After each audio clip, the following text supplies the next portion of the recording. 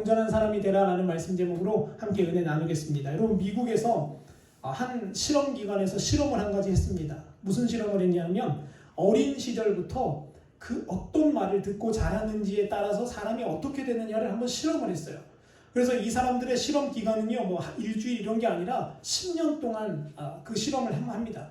그러다 보니까 실험 기관에서 돈을 많이 주는 거예요. 그래서 자녀들을 모았어요. 미국 전국에 있는 부모님들에게 이렇게 광고를 내서 10년 동안 자녀들에게 어떠한 말을 들려줬을 때 자녀들이 어떠한 미래로 자라나는지를 실험하실 분을 모십니다라고 하고 그 상금을 걸었습니다. 상금이 무려 얼마냐 하면 5억이었어요. 5억을 걸고 10년 동안 자녀들에게 똑같은 말을 계속해서 반복해서 가르쳐주라고 그런 실험을 했습니다. A라는 그룹은요, 축복의 말을 하라고 했어요. 그래서 어떤 말을 주로 쓰냐면 사랑한다, 못하고 들어가고 실패하고 들어왔어도 너 누구 닮아서 그래 이렇게 말하는 게 아니라 야 그래 사람이 다 그럴 수 있지, 하나님이 널 사랑하시고 널 여전히 붙들고 계시기 때문에 너에게는 희망이 있어 하면서 성경 말씀을 일러주라고 그렇게 10년 동안 실험을 했고요. 또 B라는 그룹은 여러분 상금이 더 높았어요. 얼마를 주냐? 개인당 10억씩을 줍니다. 왜 그러냐면 그 B라는 그룹은 무슨 말을 해야 되냐? 너 같은 인간이 커서 뭐 할래? 너 앞으로 커서 뭐가 될래? 야, 넌 머리를 누구 닮아서 그러니? 죄송합니다. 용서하고 들으십시오. 남편이라고 한다면 야, 네 머리 그거 네 엄마 닮아서 그렇다야. 그리고 부인이라고 한다면 네 그 머리 그 아빠 닮아서 그렇다. 이런 저주의 말들을 그 아이에게 10년 동안 들려주라고 실험을 합니다. 여러분, 도전자가 없을 것 같은데 참 이상하게도 도전자가 너무 많아서 추첨을 했어요. 왜 그러냐면 10억을 준다고 하니까 사람들이 다 도전을 한 거예요. 그렇게 해서 10년 동안 그렇게 실험을 하고 그 10년 후에 그 아이들이 무엇을 하고 있는지를 조사했습니다. 10살 때 시작했는데 20살 때 끝났어요. 제가 말씀드렸던 A라는 그룹, 축복의 말, 말씀을 들려준 이 그룹들은 그 아이들이 주로 뭐를 하냐면 학교에 들어가서 자기가 하고자 하는 꿈을 이루고자 공부하고 있더래요. 뭐 의사가 되는 사람, 혹은 뭐 변호사가 될 사람 준비를 하고 있습니다. 그 사람들은 그 실험이 끝나고 5억을 다 받았어요. 근데 B라는 그룹이 남아있죠. 어떤 말을 들려준 사람이요? 너 커서 뭐가 될래? 너 누구 닮았냐? 이런 저주의 말들을 했던 B그룹은 20살 때 아이들을 보니까 학교 다니는 아이들이 30%밖에 없답니다. 나머지 70%는 뭐 하냐면 날치기, 소매치기, 도둑, 도박꾼, 술주정뱅이, 알코올 중독자가 되어서 20살의 인생을 마감한 자살한 사람들도 태어났다는 거예요. 그중 한 부모에게 인터뷰를 했습니다. 그 부모가 하염없이 눈물을 흘려요. 그러면서 뭐라고 말하냐? 이렇게 될 줄 몰랐어요. 그 아이가 자살을 했대요. 근데 부모가 그 자살하고 난 아이의 시신을 들고 그 영정을 들고 10억을 받아들면 무슨 소용이 있겠습니까? 여러분, 제가 오늘 이 말씀을 드리고자 하는 이유는요, 사람의 말에 이렇게 힘이 있다는 거예요. 사람이 어떤 말을 하고 어떤 말을 들려주냐에 따라 아이들의 인생이 변화된다는 겁니다. 유명한 과학자 아인슈타인에게 제자가 있었습니다. 그 제자가 어느 날은 아인슈타인에게 찾아와 이렇게 물었어요. 스승님, 어떻게 하면 스승님처럼 유명하고 훌륭한 과학자가 될 수 있습니까? 라고 물었습니다. 그러니까 여러분, 아인슈타인이 뭐라고 얘기했는지 아세요? 이렇게 얘기했어요. 제자야, 입을 적게 움직이고 머리를 많이 움직여라. 이렇게만 딱 한마디를 해줬대요. 무슨 말입니까? 어떤 것 자기의 일에 몰두하고 자기의 전문성을 가진 사람은요, 말을 많이 하는 사람이 아니라는 거예요. 그 말할 시간에 뭐 하는 거예요? 내 실력을 키우고요, 나를 돌아보고요, 나를 훈련하는 거예요. 근데 여러분, 꼭 한가한 사람들, 실패하는 사람들은 그 시간에 실력을 키우는 게 아니라 뭐를 하냐면 입으로 상대방을 험담하는 거예요. 상대방을 헐뜯고요, 상대방을 미워하는 겁니다. 그래서 옛 마을에 이런 말이 있습니다. 말을 배우는 데는 2년 걸리지만 입을 다물고 침묵하는 데는 60년이 걸린다라는 말이 있어요. 여러분, 그리스도인들도 마찬가지입니다. 예수를 믿는다고 말하는데 우리 그리스도인들 안에 상처가 되는 말들, 날카로운 칼날과 같은 말들이 너무나 많이 있다는 거예요. 그래서 성경은요, 우리가 가지고 있는 가장 무서운 무기 중에 하나를 뭐라고 꼽냐 하면 길들여지지 않은 당신의 혀라고 말해요. 저의 혀예요. 우리가 가지고 있는 가장 무서운 무기는요, 폭탄이 아니에요. 칼이 아닙니다. 총이 아닙니다. 우리가 가지고 있는 가장 무서운 무기는 뭐냐면 우리의 혀라고 성경은 이야기하고 있습니다. 거룩하지 않고 부주의한 말들을 쏟아내는 혀는요, 마약 중독자 혹은 도박하는 사람들보다 더 악하다고 성경은 말해요. 그래서 여러분 오늘 읽은 말씀도 그렇게 이야기하고요. 오늘 읽은 말씀 그 다음으로 넘어가서 야고보서 3장 6절의 말씀을 보면 이렇게 말씀이 기록되어 있어요. 우리 한번 같이 한번 읽어보겠습니다. 시작. 혀는 곧 불이요 불의의 세계라. 혀는 우리 지체 중에서 온몸을 더럽히고 삶의 수레바퀴를 사르나니 그 사르는 것이 지옥불에서 나느니라. 아멘. 3장 6절이 이렇게 말해요. 성경을 보면요, 성경이 뭐라고 말하냐면 당신의 혀에서 뭐가 나온대요? 지옥의 불이 시작된다라고 표현을 합니다. 악한 말과 험담 이로 인해서 교회는 수도 없이 무너져 내렸고요, 삶은 파괴되어지고요, 우리가 이 땅에서 지옥의 삶을 살게 된다는 겁니다. 여러분, 그래서 하나님은요 말라기서에서 이렇게 말씀하세요. 이스라엘 백성들에게 너희가 악한 말로 나를 대적했다라고 말해요. 우리는 하나님을 대적하는 것을 뭔가 행동을 한다라고 생각하지만 하나님이 보시기에 악한 건 어디서부터 시작되냐면 우리의 혀에서부터 시작된다라고 성경은 분명하게 이야기하고 있다는 겁니다. 말라기서 3장 13절이 그렇게 말해요. 신약 성경도 베드로라는 사도가 뭐라고 기록하냐 이렇게 말합니다. 여러분, 하나님의 나라, 곧 천국에 가고 싶은 사람들, 하나님의 나라에 입성하고 싶은 사람들은 잘 들으십시오 라고 말하면서 베드로전서 3장 10절에서 이렇게 말해요. 당신의 입에서 악한 말을 그치십시오 라고 우리를 권면한다는 겁니다. 여러분, 오늘 읽은 야고보서 1장 26절을 이렇게 고백하죠. 누구든지 스스로 경건하다 생각하며 자기 혀를 제갈 물리지 아니하고 자기 마음을 속이면 이 사람의 경건은 헛된 것이다 라고 우리에게 이야기합니다. 여러분, 제가 이 말씀을 원어 성경으로 찾아봤습니다. 히브리어 원어 성경에서는요, 헛되다라는 뜻은 무슨 뜻이냐면 아무런 가치가 없다, 완전히 제로다라는 뜻이에요. 그 뜻을 넣어서 제가 말씀을 다시 한번 해석해 드릴게요. 누구든지 아무리 종교 생활을 열심히 하고 기도 열심히 하고 금식할지라도 그 사람의 혀를 통제하지 않는 사람은 그 사람의 경건이 다 뭐라고요? 제로다, 쓸모가 없는 거다라고 하나님이 우리에게 말씀하신다는 겁니다. 사랑하는 성도 여러분, 저와 여러분의 혀가 성령님에게 통제당하지 않으면 여러분의 가정과 교회와 여러분의 이웃과 여러분의 직장이 늘 상처투성이로 얼룩져서 천국을 누리는 게 아니라 지옥과도 같은 이 땅의 삶을 살 수밖에 없다라는 거죠. 그 입으로 하나님을 찬양하고 그 입으로 하나님을 경배한다 할지라도 하나님이 그 찬양을 듣지 않으시겠다라고 말씀한다는 겁니다. 여러분, 이건 비단 성도들의 문제만은 아니에요. 제가 이렇게 말씀드리니까 아니 목사님 왜 우리한테만 그래요? 여러분, 성도들의 문제가 아니라 이거는 목사들의도 문제입니다. 여러분, 얼마 전에 지금 감옥에 있는지 제가 나왔는지 그걸 잘 모르겠어요. 뉴스를 안 봐서. 여러분, 얼마 전에 한국기독교총연합회 회장이신 모 목사님이 코로나 바이러스 문제로 인해 감옥을 들어갔습니다. 여러분, 그 목사님 사람들이 따르는 사람이 굉장히 많아요. 태극기 부대들이 굉장히 많이 그 목사님을 따릅니다. 저도 예전에는 그 목사님의 그 모습을 잘 몰랐을 때는 참 존경스러웠어요. 왜냐하면 용기 있어 보였거든요. 하나님의 나라를 위해서 용기 있구나. 근데 여러분, 그 목사님을 이렇게 여러 번 보고 이렇게 말을 들으면서 제가 깨달은 게 있습니다. 성도들에게만 이 혀가 문제가 아니라, 죄송합니다, 목사들도 뭐가 문제다? 혀가 문제구나 라는 걸 제가 깨달았어요. 여러분, 그 목사님이 이런 이야기를 하셨어요. 여러분 다 아시는 분은 다 아실 텐데, 교회에서 이렇게 성도들이 있으면 그 성도 중에 내 성도인 사람과 아닌 성도인 사람을 구별하는 방법이 있대요. 그래서 저는 기도해서 이렇게 영안이 열려서 야, 저 사람은 믿음이 좋구나 이런 걸 얘기할 줄 알았는데, 그 목사님이 설교 가운데 이런 이야기를 하셨어요. 여러분 용서하고 들으세요. 제가 좀 저급한 이야기를 할지라도 여러분 그게 그 목사님이 하신 이야기니까 뭐라고 얘기했냐, 내 성도인지 아닌지를 구별할 수 있는 방법은 뭐냐, 그 성도에게 찾아가서 속옷을 벗어보라고 하래요. 그러면 속옷을 벗으면 내 성도고 속옷을 안 벗으면 내 성도가 아니라고 설교 시간에 이야기했습니다. 여러분, 저는 그 이야기를 듣고 충격을 받았어요. 여러분, 성령의 사람이라고 말하고 하나님의 사람이라고 말하는 사람이 농담이라 할지라도 그런 말을 입 밖으로 꺼낸다는 것 자체는 그 안에 무엇이 있는지를 보여주는 거예요. 여러분, 제가 그리고 학교를 처음 다닐 때 제가 07학번이거든요. 2007년도에 학교를 들어갔어요. 여러분, 저는 꿈에 부풀어서 학교를 가죠. 여러분, 신학교 가면 다 기도만 하고 막 다 찬송만 부르면서 다니고 막 다 좋은 말만 하고 막 다 웃으면서 다니고 이런 기대를 갖고 제가 신학교를 갔습니다.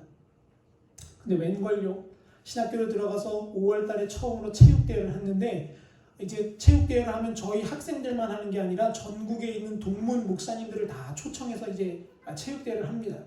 그러니까 뭐 20살서부터 60살 은퇴하기 전까지 나이의 목사님들이 막 수두룩 빽빽하게 모여요. 모건대학교 출신 목사님들이. 뭐 큰 교회 목사님도 있고요. 뭐 작은 교회 목사님도 있고요. 뭐 운동을 잘하는 목사님도 있고 못하는 목사님도 있습니다. 여러분 제가 거기서 운동을 하다가 충격을 받았어요. 저는 목사님들이 축구하면 목사님들이 공 가지고 축구 운동하면 할렐루야 하면서 이렇게 막 다닐 줄 알았어요. 막 가다가 반칙하면 아이고 미안해요 막 기도하고 이럴 줄 알았어요. 그런 마음을 갖고 그 운동장에 나갔는데 웬걸요. 여러분 공을 몰고 가다가 상대방이 탁 태클하면요 뭐라고부터 나가냐. 야 너 몇 살이야? 너 어느 교회 목사야? 너 이 새끼 뭐 XX 강아지 소 돼지 말 다 나와요. 제가 그래서 충격을 받았어요. 야 어떻게 목사들이 저렇게 운동을 하는가. 나는 나중에 절대로 저렇게 하지 말아야겠다고 제가 마음에 다짐을 하고 다짐을 했습니다. 여러분 뭐가 문제예요? 혀가 문제예요. 성도도 그렇고요. 목회자도 그렇고요. 그리스도인 전체는 뭐가 문제냐? 우리 혀가 문제인 겁니다. 그렇다면 성경은요. 우리에게 왜 혀의 말들이 중요하다고 그렇게 말하고 있을까요? 가르치고 있는 걸까요? 이유는 간단합니다. 혀로 말하는 것이 우리 마음에 무언가가 있는지를 보여주기 때문에 그렇습니다.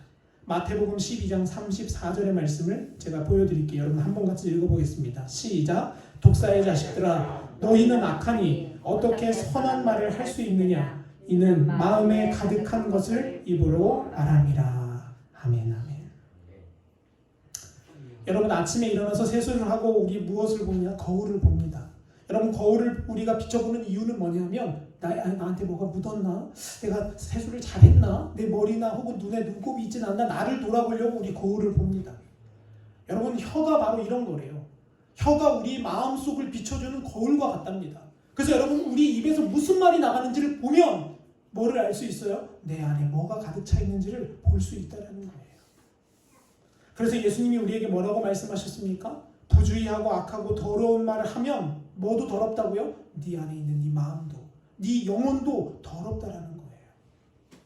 여러분 제가 올해 성도님들이 같이 심어주시고 도와주셔서 여기 앞에 작은 텃밭을 이렇게 뭐 고구마도 심고 고추도 심고 옥수수도 심고 나서 지켜보니까요 재밌더라고요. 뭐 할 줄은 모르는데 재밌어요. 그냥 보고 있으니까 이게 막 자라고 막 이런 게 재밌어요. 근데 여러분 제가 오늘 농사를 지켜보면서 깨달은 게 한 가지가 있는데 그게 뭐냐면 아주 기초적인 거예요. 고구마 심은데 뭐가 나고요? 고구마가 나고요. 고추 심은데 고추가 나고 옥수수 심으면 옥수수가 나더라고요. 에이 목사님 뭐 그거 다 아는 사실 아니에요? 아니요. 여러분 이것이 깨달아지는 거예요. 사람도 똑같습니다. 우리가 무엇을 심냐에 따라 우리의 열매가 달라지는 거예요. 우리가 고구마를 심었는데 우리 고구마 속에서 옥수수 나는 사람 있습니까? 그런 사람 없습니다. 여러분 우리가 험하고 악한 말을 쏟아내는데 우리의 삶에서 좋은 열매가 맺힐까요? 그런 일은 절대로 없습니다. 저는 그걸 통해서 하나님을 배웠어요. 하나님의 법칙이 이렇구나. 고구마를 심으면 고구마가 나듯 내가 어떤 말을 심느냐에 따라 우리 가정이 어떤 열매를 맺게 되는구나. 내 자녀가 어떻게 자라가게 되겠구나를 제가 깨닫게 되었다는 겁니다. 만약 저와 여러분 가운데 더러운 농담이나 저속한 말, 누군가를 비방하고 내 목소리를 높이기를 좋아하고 가족에게 소리치고 한 단어라도 저주하는 말들이 내 안에서 튀어나온다면 여러분 오늘 이 시간 제가 여러분께 묻고 싶습니다. 여러분 안에 아직도 숨겨진 더러운 것이 있지는 않으십니까? 여러분 우리는요 우리 마음속에서 나오는 것이 무엇인지를 잘 보아야 한다는 거예요. 여전히 내가 악하고 더러운 말들을 즐기며 살아간다면 내가 여전히 음란하고 여전히 저속한 농담 가운데 살아가고 있다면 죄송합니다. 저와 여러분은 여전히 아직도 사단의 종로의 역할을 하고 있는 것이죠. 그래서 야고보서 3장 11절은 우리에게 이렇게 고백합니다. 샘이 한 구멍으로 어떻게 단물과 쓴물을 한 번에 나올 수 있겠느냐라는 거. 여러분 제가 예전에 전도사 시절을 할 때 이런 분 참 많이 봤어요. 기도합시다 하면 철야 시간이고 새벽이고 할 것 없이 기도의 자리에 뛰쳐나와서 기도하는 분이 있었어요. 권사님이셨는데요. 얼마나 기도를 열심히 하는지 그 권사님 주변에는 기도하는 사람들이 다 사라져버려요. 왜 사라지냐면 얼마나 침을 튀기는지 막 혼자 소리를 지르고 막 하니까 옆에 1m 이상 아무도 안 앉으려고 해요. 기도하고만 막 소리 지르고 막 빽빽대니까 그 옆에 하던 기도하는 권사님 집사님들이 다 멀찌감치 도망가서 기도하는 그런 분이 있었어요. 얼마나 기도를 열심히 하는지, 또 얼마나 밥은 잘 굽는지요. 뭐 툭하면 금식한대요. 뭐 툭해서 밥 먹으러 가자, 성교회끼리 뭐 가자면 나 금식해야 돼서 안 간대요. 막 그런 아무튼 열심을 내는 그런 분이 계셨어요. 누가 보기에도 정말 열심히셨어요. 근데 여러분, 제가 그분을 보면서 깨닫게 되는 게 뭐였냐면, 근데 어찌 그 입술로 그렇게 기도하고 찬양을 하는데 입에서 나오는 말들은 안 된다, 망한다, 죽겠다, 실패했다, 앞으로 또 어떻게 사냐, 하나님에 대한 저주와 그런 원망들이 터져나온 걸 제가 보면서 저 순종과 저 믿음이 다 헛것이구나. 저분 지금 나름 열심히 노력하고 있는데 하나님을 잘 모르고 있구나라는 마음이 들었습니다. 야고보서 3장 11절에 우리에게 이렇게 말하잖아요. 어떻게 샘 한 그물에서 단물과 쓴물이 나오냐는 거예요.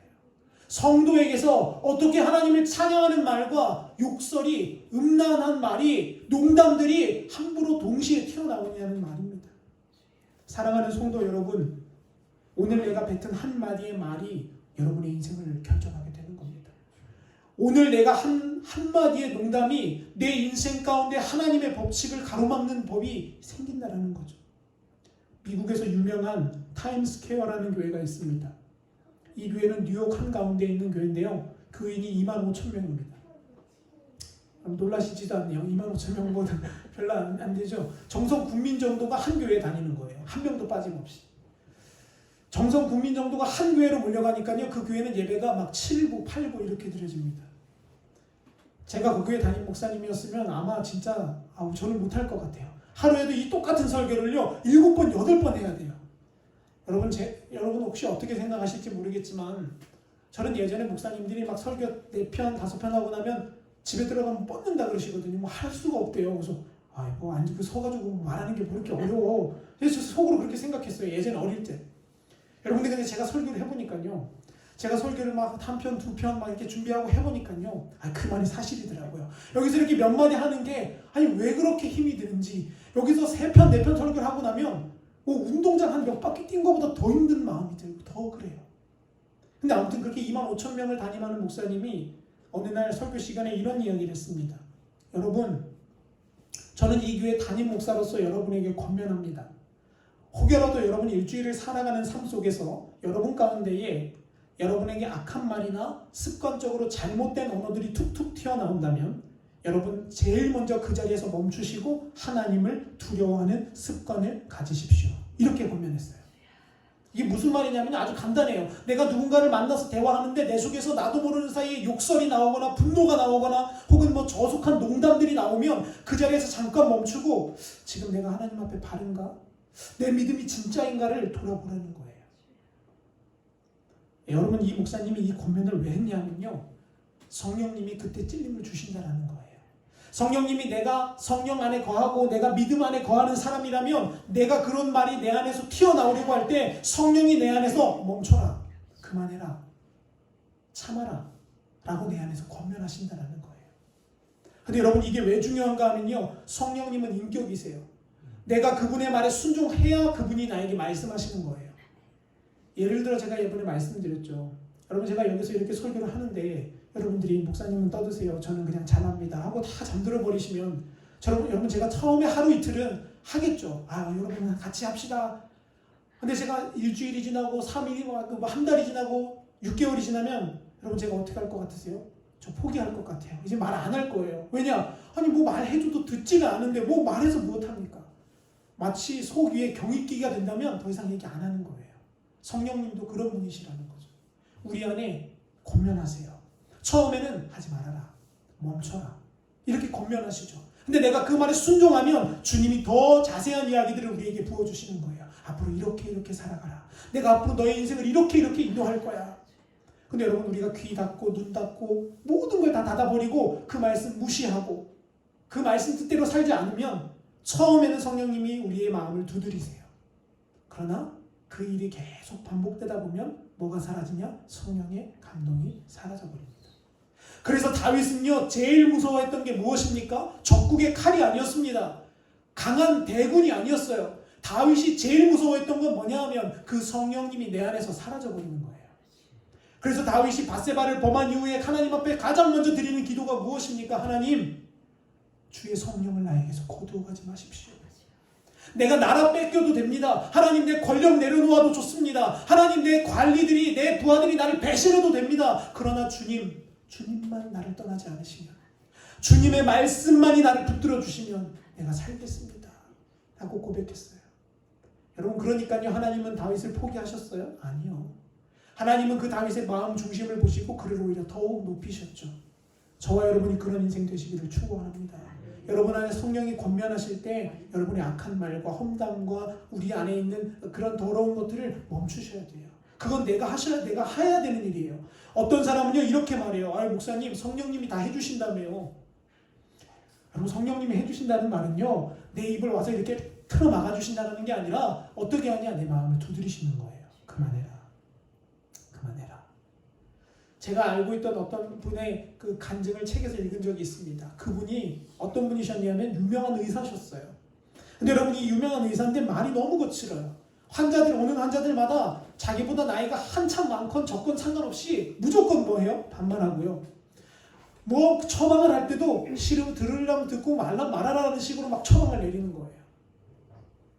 근데 그분이 교회 장로였습니다. 교회 가서는요 또 전혀 그렇지 않은 척 하는 거예요. 더 거룩한 척. 기도할 때도 좋은 말들만 다 탁 써가지고 좋은 말들만 쫙 연결해서 하고, 또 병원 가서는 자기 멋대로 반말하고 남을 하대하고 심지어 자기와 함께 일하는 간호사들한테는 막 욕설까지 하고요. 그런데 어느 날 그분이 갑자기 구안화사에 걸렸습니다. 입이 돌아가기 시작하는 거예요. 입이 돌아가서 말조차 제대로 하지 못하는 상황이 되었어요. 여러분, 의사가 말 못하면 뭐가 떨어진 거예요? 밥그릇이 떨어진 겁니다. 이제 의사 생활 못하는 거예요. 그래서 이제 의사를 폐업하려고 마음을 먹고, 그래도 이왕 망하는 거 뭐라도 한번 해보자, 기도라도 한번 해보자 하고 성전에 가서 기도를 합니다. 하나님, 뭐 기도를 못하죠. 그냥 속으로 기도하는 거예요. 하나님. 여러분들이 참 신기한 것은요, 사람이 자기의 본성을 속일 수가 없어요. 그렇게 고난당하고 그렇게 했으면 뭐라고 기도해야 돼요? 하나님 죄송해요. 하나님 잘못했어요. 하나님, 뭐가 잘못된 건지 좀 알려주세요. 이렇게 기도해야 되는데 그 장로님의 첫 마디는 이거였어요. 하나님, 나한테 어떻게 이러실 수가 있어요? 하나님, 내가 평생을 하나님을 위해 돈 드리고 헌금 드리고 재물 드리고 다 했는데 어떻게 나한테 이럴 수가 있습니까? 그곳에서 하나님께 삿대질도 하다가 소리도 지르다가 욕설도 하다가 그렇게 한참을 기도합니다. 아무도 오지 않아요. 담임 목사님이, 그 장로님이 그렇게 기도하는 걸 보고서 한숨을 푹 쉬고 그 기도실을 나가셨어요. 그렇게 몇 날 며칠을 그렇게 가서 하나님 앞에 욕설을 하고 화를 내고 기도하는데, 어느 날은 꿈인지 생시인지 모르는 그 순간 하나님이 마음속에 이렇게 말씀하시더래요. 김 장로야, 네가 여태까지 했던 말들이 기억나느냐? 아니, 김 장로님이 뭐 도발대발 하다가 곰곰이 생각해 봤대요. 내가 무슨 말을 하고 살았는가? 내가 환자들에게 어떻게 말했는가? 그리고 하나님 앞에 더 이상 두 번 다시 다른 말을 할 수 없이 그 자리에서 꼬꾸라지기 시작했습니다. 주님, 내 입에서 더러운 것들만 나갔군요. 내가 말로는 장로였는데, 내가 하나님 앞에 돈은 드린다고 드렸을지 모르지만 내 마음을 드리지 않았군요. 그곳에서 통회하며 자복하며 고꾸러지는 역사가 있었습니다. 여러분, 우리는 이때쯤 되면 무엇을 기대하죠? 구안화사가 나아야 되겠다라고 생각하죠. 아니요. 근데 그 기도를 하고 나서도 여전히 구안화사에 걸려 있었어요. 근데 여러분, 달라진 건 한 가지가 있습니다. 그게 무엇이냐면 그 장로님의 마음의 중심이 달라졌어요. 이제까지 모은 돈, 내가 나 잘 먹고 내 자녀를 위해 쓰려고 했던 그 돈 다 털어서 의료센터를 세웁니다. 그리고 자기처럼 말 못하는 사람들, 벙어리들, 그런 사람들을 공짜로 진료해주기 시작하는 거예요. 여러분, 우리가 이 사실을 통해 무엇을 깨달아야 합니까? 우리의 말이 우리의 인생을 흔들어 놓는다는 겁니다. 평생토록 남을 저주하는 말, 남을 헐뜯는 말만 했던 결국 그 인생은 어떻게 되냐? 나도 역시 그와 같은 인생이 되어져 버렸다는 거죠.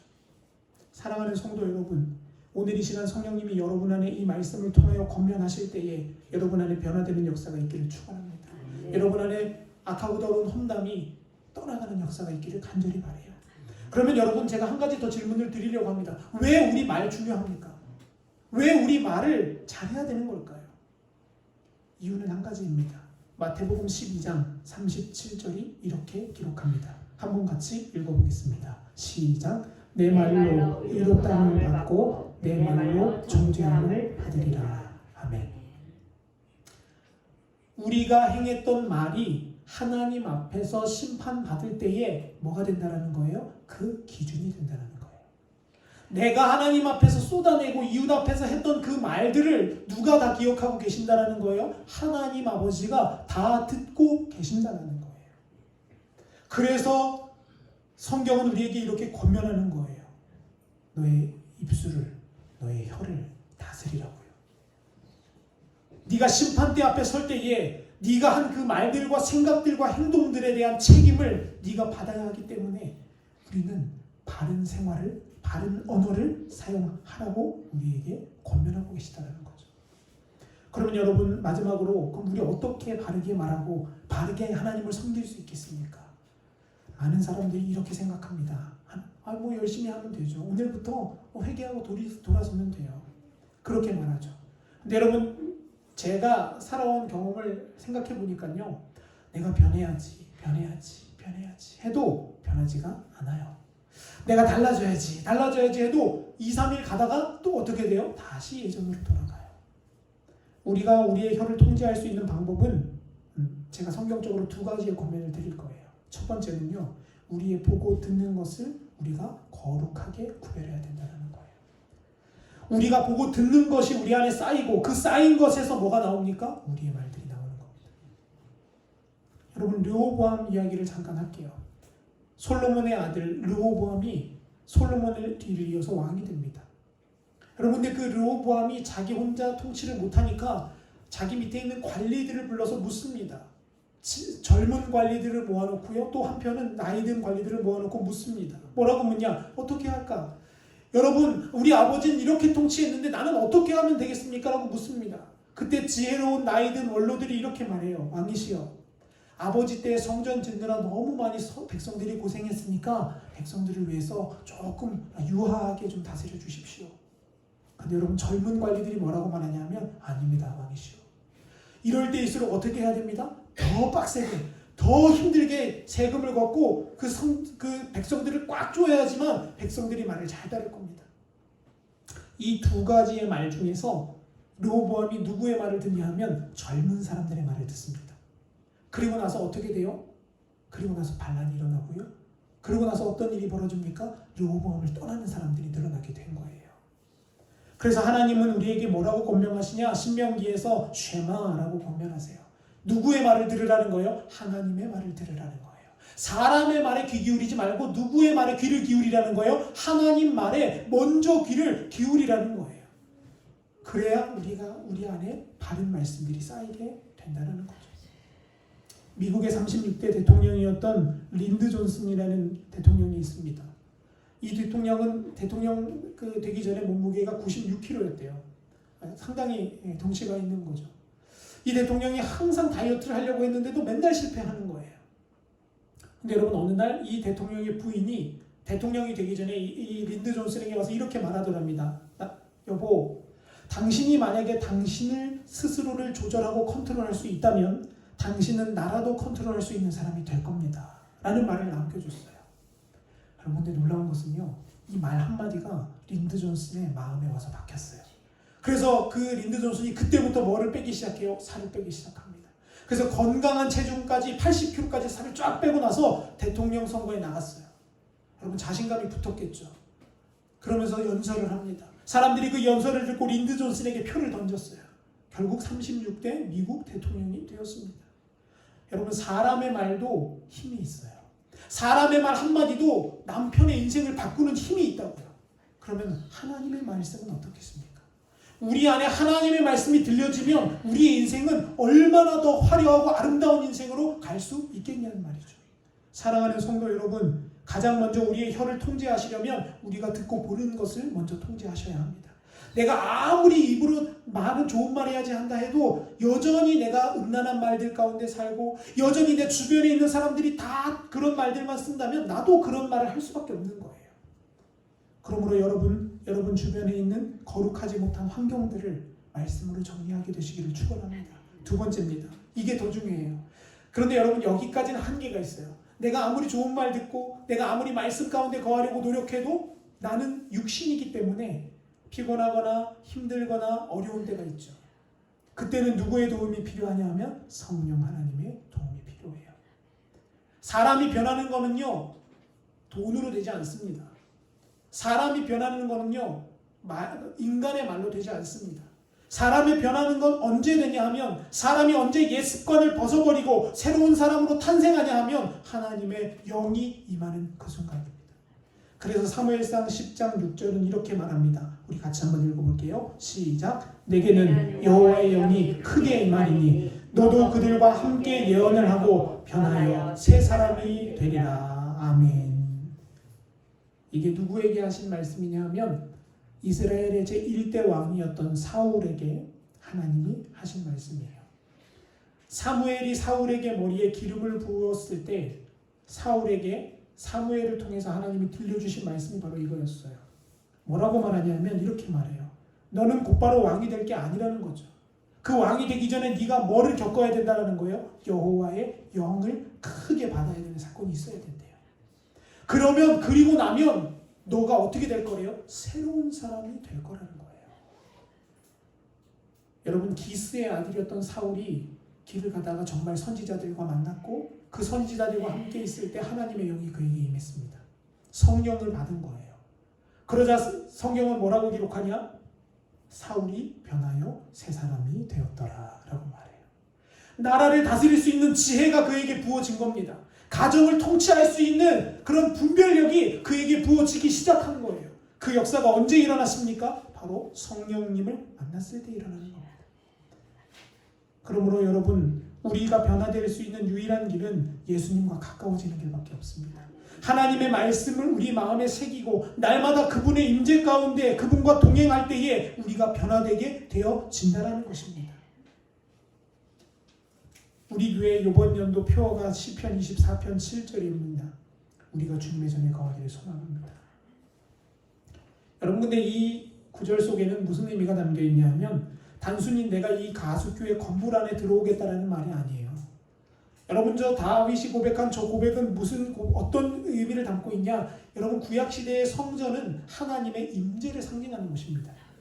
우리는 지금 성전을 뭐라고 생각해요? 그냥 건물이라고 생각하잖아요. 뭐 가수교회, 정선교회. 그런데 옛날에 그 이스라엘 백성 때 성전이라고 말하는 건 뭐냐면 하나님이 그곳에 계신 곳이에요. 무슨 말입니까? 하나님이 늘 그곳에서 운행하시고 하나님의 성령이 충만한 곳을 성전이라고 불렀다는 겁니다. 그러면 다윗의 소원은 무엇이었습니까? 다윗의 소원은요 그냥 그 건물 안에 들어가겠다라는 게 아니에요. 다윗의 진짜 소원은 뭐냐면 나와 함께 하시는 성령의 통제 안에 매일 살기를 원합니다. 나와 동행하시는 성령님의 임재 안에 맨날 거하기를 소망합니다. 라는 게 다윗의 고백이었다라는 거죠. 이제 말씀을 정리하겠습니다. 사랑하는 성도 여러분 우리 이 문제를 놓고 기도해야 합니다. 이제 앞으로 남은 인생을 우리가 살아갈 때에 우리의 입에서 어떠한 말이 나오게 될 것인가, 우리의 삶에서 어떠한 말이 선포될 것인가는 저와 여러분이 선택하는 겁니다. 그러나 도움은 누가 주시냐? 성령님이 주시는 거예요.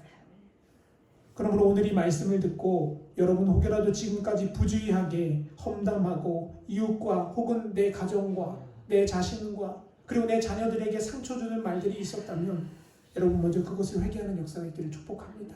그냥 믿는 것으로 끝나는 게 아니에요. 회개하고 믿어야 역사가 일어나는 거예요.